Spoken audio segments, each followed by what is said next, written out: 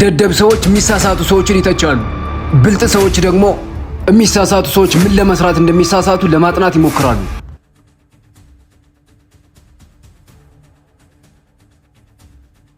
እንዴ ሰን መጣህ እንዴ?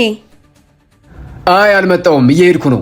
ፊት ለፊትሽ ቆሜ እያየሽኝ መጣህ እንዴ ትይኛለሽ? እንኳን ደህና መጣህ ነው የሚባለው። ሰን ንግግርህ ደስ አይልም። አውቃለሁ፣ ግን ትክክለኛ መልስ ነው።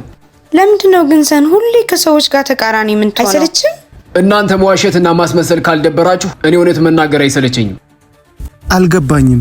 ምን ማለት ነው? ከሁሉም ሰው ጋር ከተስማማው እንደነሱ ነው የምሆነው።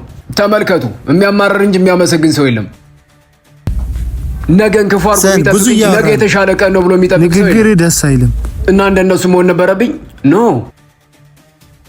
ምንም ከኛ የተለየ ነገር የለህም እኮ ሰልፊሽ ከመሆን ውጪ። ከእናንተ ጋር የሚያመሳስለን 9 ወር ተረግዘን መወለዳችን፣ መሞታችን፣ ስንሞት ደግሞ እንደ ቆሻሻ ወደ ጉድጓድ መወርወራችን ብቻ ነው። እናንተን የሚያስደስታችሁ እኔን ያበሳጨኛል። እናንተ ሀሳቢዎች ናችሁ፣ እኔ ደግሞ አድራጊ ነኝ።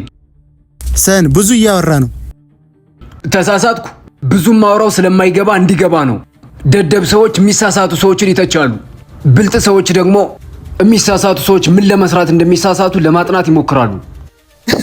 ስለዚህ ከሁሉም ሰው ጋር መስማማት ግዴታ ነው ያለው ማን ነው? ፈጣሪ ነው? መንግስት ነው? አይደለም።